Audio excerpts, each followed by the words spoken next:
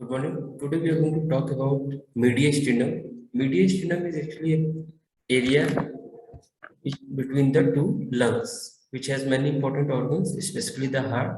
So in this particular lecture, we are going to talk about mediastinum and pericardium and divisions of mediastinum specifically. So let's start the topic. Where actually is the heart? So heart is actually in the thoracic cavity. That is the technical term for in your chest, inside the chest, describes the space between the sternum, vertebral column, thoracic inlet, and diaphragm. It is divided into three compartments: two pleural cavity, that is one each for the lungs, and mediastinum, that is in between the lungs, that is where the heart is present. So this we are talking about the thoracic cavity. Now, what are the things present in the thoracic cavity? So, first of all, it is mediastinum. You can see this place. It is the central compartment in the thoracic cavity between the pleural spaces of the lungs. Sits behind the sternum and in front of the vertebral column.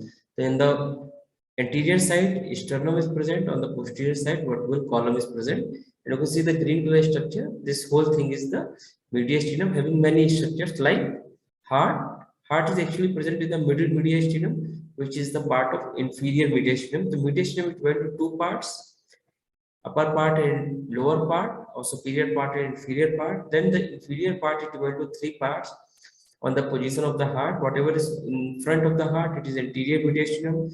Posterior to the heart is posterior mediastinum, and middle, or whatever is covered inside the pericardium, it is middle mediastinum. Like we have talked about the heart. Then there are lungs on the both the sides, right and left. Then there is diaphragm on the lower side, which is a dome-shaped sheet of muscle below the lungs, which separates the thoracic cavity from the abdominal cavity, which is essential for breathing. Contraction pushes the abdominal organ downwards and makes the chest space larger, which creates a vacuum or negative pressure, pulling the air inside the lungs. That is inspiration.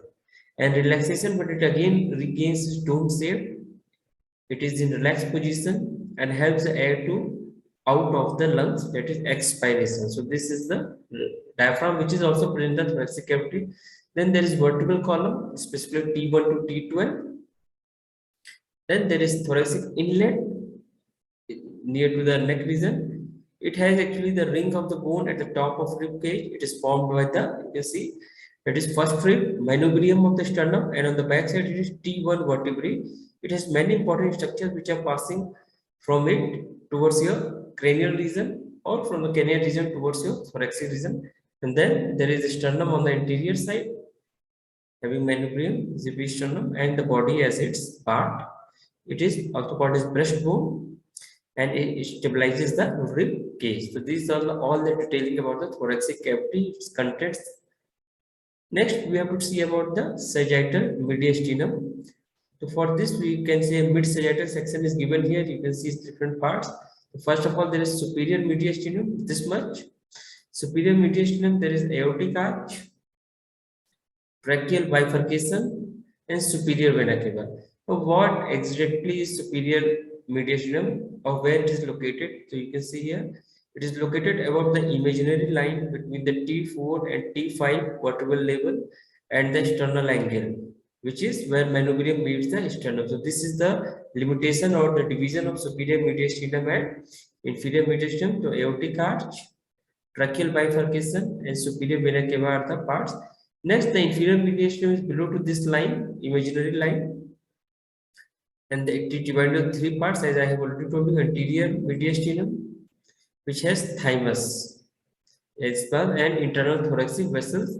What is anterior mediastinum? It is located behind the sternum, but in front of pericardial sac.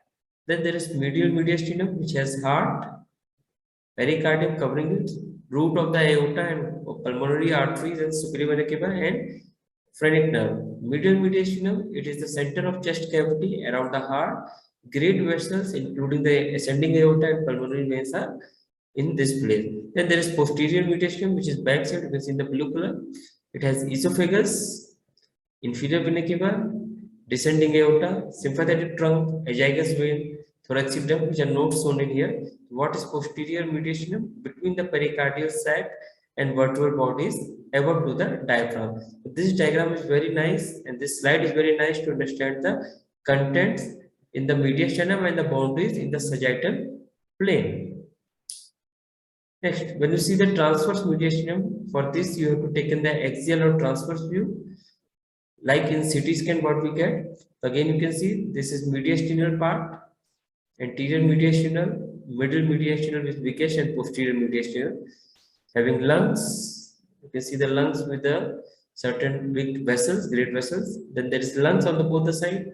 Esophagus, the purple color, it is the part of GI tract. As you may know, it has two parts. One, the thoracic esophagus, one, the abdominal esophagus. Then it is a tube connecting the mouth to the stomach. Then there is aorta. Aorta is the main artery, carries the oxygen rich blood from the heart to the rest of the body. And there is thymus, a lymphatic organ, important immune system of body. It gets atrophied during the puberty. Then you can see the fibrous sac around the heart, that's known as pericardium. These are the things which you can see from the transverse or axial view of the mediastinum.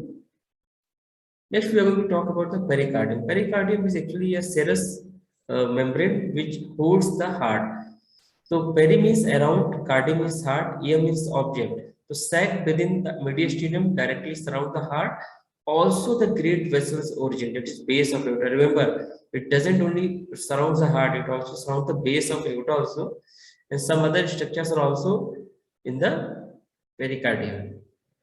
Now, what are the components? It has composed of three layers basically. First one is serous pericardium. Serous pericardium, you can see in the cross-section view also, the yellow color. It produces and reabsorbs the pericardial fluid. It contains two layers. Remember, serous pericardium contains two layers, that is visceral and parietal. Visceral layer, it lines the outer surface of the heart, mostly produces the pericardial fluid, and also called as epicardium. Then there is parietal layer, which is outside or the lines the inner wall of the fibrous pericardium, mostly reabsorbs the pericardial fluid, also called as parietal serous pericardium. Then there is also having phrenic nerve. Phrenic nerve carries the pain signals from the parietal nerve. That's why if anything happens to your parietal nerve, then only you will feel the pain. It is called phrenic nerve is also related with a referred pain. Pain from the pericardium is carried by phrenic nerve, which has the root value of C3, C4, C5. Pericardial pain or irritation can present in C3, C5 dermatome pattern. That is above the neck, below the clavicle, lateral. All this pain will be the referred point of the phrenic nerve, which is present near to the parietal layer or supplies the parietal layer, you can say. Then there is the pericardial cavity. Cavity is in between two layers. The space between the visceral and parietal is called the serous pericardium. It is filled with the pericardial fluid. The volume is very important, which is very less, 15 to 50 ml in healthy adult. It reduces the friction and allows the heart movement. The clinical point which is related to it is pericardial effusion or cardiac tamponade. The fluid filled up in the pericardial cavity, it will be called pericardial effusion. If it is too much, there may be many causes due to hemorrhage, infection, malignancy. Because fibrous pericardium does not stress easily, rapid or acute increase in the volume presses the heart. This pressure makes it harder for the heart to expand and contract. The great enough pressure to impair the heart function is called cardiac tamponade. You can see the different diagrams, illustrations are also given here. Next, we'll move to the next part of the pericardium, that is fibrous pericardium. Fibrous pericardium, it is a thin, thick, sturdy connective tissue outer layer. Remember, thick, sturdy connective tissue outer layer attaches to the nearby structures, keep the heart in its specific location. Remember, location. There are two ligaments very important: sternoparietal ligament, pericardial ligament, which attaches to the sternum. Means heart is kept in its location with the help of these ligaments, sternopericardial ligaments and pericardio-diaphragmatic ligaments, which attaches to the diaphragm. Then there are adventitias or layers. It merges the adventitia to the great vessels. What is clinical utility of this layer? It is pericarditis. Inflammation of pericardium can lead to the thickening and making it restrictive, and it can be many causes. Viral infections and any other type of infection can have this one. So where exactly is heart in mediastinum? So with First, you have to imagine that it is a resemblance of a pyramid with the 5 sides of planes, and each plane corresponds to the specific heart structure. So, talking about surfaces first, you can see this is the anterior surface. Anterior surface is the closest to the front of your chest, facing the sternum and ribs. It's mostly made up of right ventricle with a little of the right atrium and left ventricle. Remember the mostly, whatever the mostly is written here. So it forms the right ventricle. Next is diaphragm. It's mostly a diaphragmatic surface. It mostly is formed by the left ventricle and right ventricle. You can see the ventricles. So think back to what we have talked about the mediastinum. The heart sits on the diaphragm.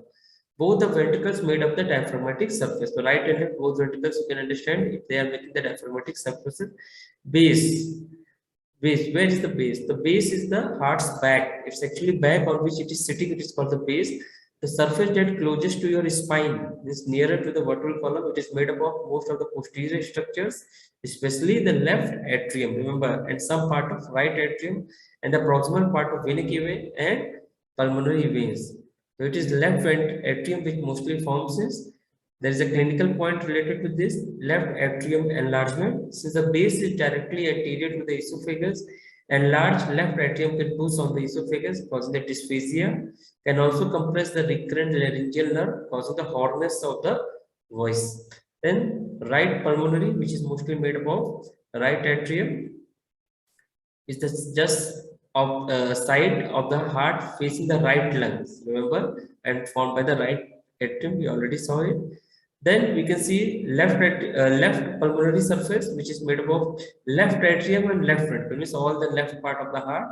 Like the right, the left pulmonary surface faces to the left lung, the right atrium and left atrium and the left ventricle. Then forms the apex or the beak, which is mostly made up of left ventricle.